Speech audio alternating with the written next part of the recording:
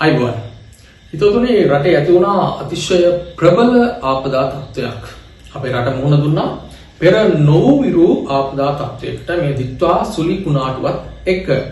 මේ අතිශය ප්‍රබල ආපදා තත්ත්වයක් කියලා කියන්නේ කලින් මම හිතන්නේ මෑත ඉතිහාසයේ අපි නුදුටු ආපදා තත්ත්වයක්, කිසිවෙකු බලාපොරොත්තු නොවුණු ආපදා තත්ත්වයක්.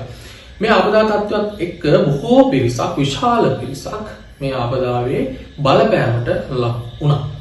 ඔවුන් වෙනුවෙන් පෙනී සිටින සාතිශය බහුතරයක් මිනිසුන් අතරේ තවත් විවිධාකාර තමන්ගේ බඩ වඩා ගන්නට වෙර ගන්න මිනිසුත් ඉන්න ආකාරයක් පෙනී යනවා.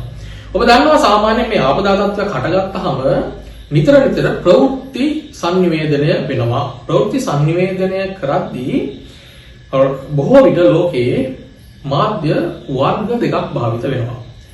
ප්‍රධාන මාධ්‍ය සහ සමාජ මාධ්‍ය.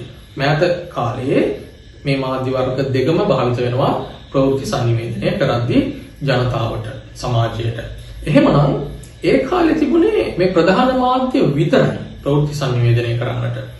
මේ ප්‍රධාන මාධ්‍ය ප්‍රවෘත්තියක් sannivedanaya කරද්දී සාමාන්‍යයෙන් වගකිව යුත්තේ ඉන්නවා. වග කිව යුතු පුද්ගලයෙකු හරහා තමයි ප්‍රවෘත්තියක්, පුද්ගලයෙකු හෝ පිරිසක් හරහා තමයි ප්‍රවෘත්තියක් සමාජගත වෙන්නේ, සමාජගත කරන්නේ ප්‍රධාන මාධ්‍යයක් හරහා. ඒකට හේතු තියෙනවා.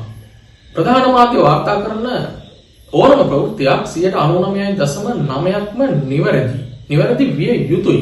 එහෙම නැති වුණොත් එහි බලපෑම යන්නේ අන්නර ඒ මාධ්‍ය ආයතනයේ වගකිව යුත්තන්ට. ඒ ප්‍රවෘත්තියේ වගකීම බාර ගන්න පුද්ගලයෙක් ඉන්නවා. නමුත් දැන් මේ වෙද්දී ඒ වගේම නියාමනයන්ට යටත්ව, නීති රීති වලට යටත්ව තමයි ප්‍රවෘත්තියක් සමාජගත කරන්නේ ප්‍රධාන මාධ්‍ය.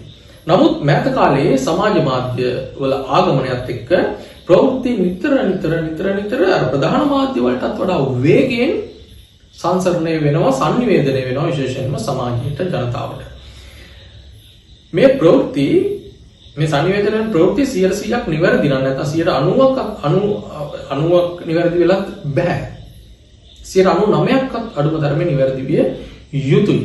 එහෙම නැති වුණොත් ජනතාව නොමග යනවා, වැරදි අදහසක්, වැරදි ආකල්පයක් මවා ගන්නවා ඒ අදාළ ප්‍රවෘත්තිය සම්බන්ධයෙන්. කොහොම හරි මේ සාවාදී ප්‍රවෘත්ති ගැන කතා කරන්න හේතුව මෙන්න මේ ආපදා තත්ත්වය හමුවේ මම අර කිව්වේ තමන්ගේ සුඛ විහරණය හදා ගන්නට, තමන්ගේ බඩ වඩා ගන්නට හදන පිරිසක් ඉන්නවා. ප්‍රවෘත්තියක් පළවෙනවා වර්තමාන ජනාධිපති අනුකුමාර දිසානායක ජනාධිපතිවරයාගේ මව ගුවනින් කොළඹට රැගෙන එනවා මෙන්න මේ ආපදා තත්ත්වය හමුවේ කියලා. මේ ප්‍රවෘත්තිය පිළිබඳව සොයාගෙන යද්දී මේ තොරතුරු සාවද්‍යයි කියලා තමයි දැනගන්නට ලැබෙන්නේ.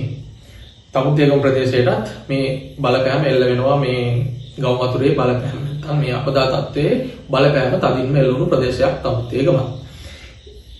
අනුකුමාර නැත්නම් වත්මන් ජනාධිපතිවරයාගේ මහගෙදරටත් මේ බලපෑම එල්ල වෙන්නට ඇති. එල්ල වෙලා තියෙනවා. මොකද තමුත්තේගම ප්‍රදේශයේ කොහොම වුණත් ජනාධිපතිවරයාගේ මම ගුවනින් කොළඹට රැගෙන ආවා කියලා ප්‍රවෘත්තියක් සමාජගත කරලා තියෙනවා.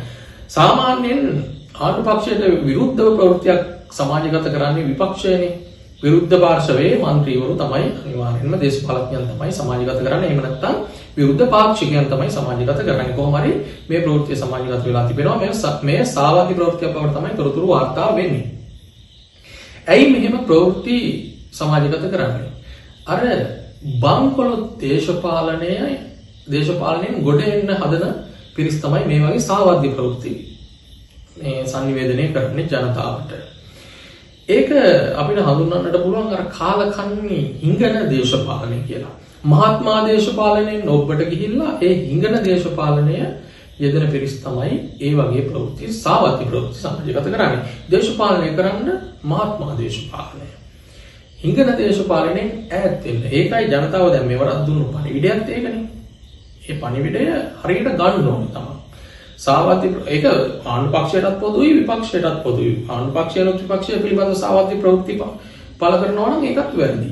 විපක්ෂයනොත් ආණ්ඩු පක්ෂයේ සම්බන්ධ සාවාදී ප්‍රවෘත්ති පළ කරනවා නම් ඒකත් වැරදි. දෙකම වැරදි. කොහොම වුණත් මෙන්න මේ ප්‍රවෘත්තිය මේ ජනාධිපතිවරයාගේ මව රැගෙන ආවා ගුවනින් කියන එක සාවද්‍ය ප්‍රවෘත්තියක්. හැබැයි අපි මෙහෙම කියනවා. මේ සම්බන්ධයෙන් අවධානය යොමු වෙලා තියෙන්නේම මේ අනුර කුමාර ජනාධිපතිවරයා ඇතුළු පිරිස කලින් තමන් දේශපාලන වේදිකාවල ප්‍රකාශ කළා මිනිසුන්ගේ මුදල් අවභාවිත කරන්නේ නැහැ, ජනතා මුදල් අවභාවිත කරන්නේ නැහැ, අපි අපේ සුඛ විහරණය ගැන බලන්නේ නැහැ කියලා. අන්න ඒවත් එක තමයි මේ වගේ ප්‍රවෘත්ති මැවෙන්නේ. හැබැයි අපි එදත් කිව්වා සාමාන්‍යයෙන් ජනාධිපතිවරයෙක්, අගමැතිවරයෙක්, ඇමතිවරයෙක් තමන්ට හිමි වරප්‍රසාද භුක්ති විඳාට ප්‍රශ්නයක් නැත.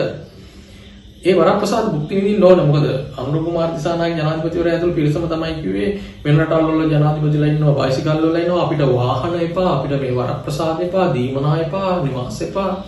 ඒවා ප්‍රායෝගිකව කරන්න අපහසුයි කියලා අපි එතත් ප්‍රකාශ කළා. ප්‍රායෝගිකව කරන්න අපහසු දේවල් සමාජගත කරාම ඒ වගේ ප්‍රතිඵල තමයි මේ විදිහට සාවාදී ප්‍රවෘත්ති වැඩිපුර නිර්මාණය වෙන්නේ. මොකද ඔවුන් දිහා බලාගෙන ඉන්නවා විරුද්ධ පාක්ෂිකයන්. ඒක නිසා කොහොම වුණත් එහෙම වුණත් ඒ වගේ බංකොලොත් දේශපාලනයෙන් සාවාද්‍ය ප්‍රවෘත්ති පළ කිරීම හරහා බංකොලොත් දේශපාලනය තමයි පිළිඹු වෙන්නේ. කවුරු ඒ වගේ සාවාද්‍ය ප්‍රවෘත්ති පළ කරා. ඒ ප්‍රවෘත්තිය වැරදි කියලා තමයි දැනට තොරතුරු වාර්තා වෙන්නේ. කොහොම වුණත් දැන් සාමාන්‍යයෙන් සමාජ මාධ්‍ය වල පළවන ප්‍රවෘත්ති සම්බන්ධයෙන් දෙවතාවක් හිතන්නට සිද්ධ වෙලා තිබෙනවා. මොකද වගකිව යුත්තේ නැහැ බොහෝ සමාජ මාධ්‍ය වලට. බොහෝ සමාජ මාධ්‍ය පේජස් වලට, නාලිකාවලට වගකිව යුත්තෝ නැහැ. එහෙම වුණාම ඒ පළවන ප්‍රවෘත්ති පිළිබඳව වගකීමක් ගන්න කෙනෙක් නැහැ. ඒ සම්බන්ධයෙන් පරීක්ෂණ පවත්වලා දිගු කාර්යයකට පස්සේ තමයි යම් හෝ වගකීම් යුක්තෙක් සොයා ගන්නට සිද්ධ වෙලා තියෙන. ඒක නිසා සමාජ මාධ්‍යවල පළවන ප්‍රවෘත්ති සම්බන්ධයෙන් දෙවතාවක් සිතා බැලීමට පුරුදු වීම ජනතාව විදිහට අපිට කරන්නට සිද්ධ වෙලා තියෙනවා. කොහොමවත් අර ජනාධිපතිවරයාගේ කලාම කියමු තමන්ගේ මව, තමන්ගේ පුතා ජනාධිපති ඒ වරප්‍රසාදය මවටත් ලබා දුන්නාට ගැටලුවක් නැහැ. අපි එදා ඉඳන්ම කිව්වේ අන්න ඒකයි. කොහොමවත් ඒ දේ සිද්ධ වෙලා නැහැ කියලා තමයි තොරතුරු වෙන්නේ. ටොප් ඉදිනේ සහ තවත් දවසක හමු වෙමු. සබ්ස්ක්‍රයිබ් කරන්න අපේ නාලිකාව.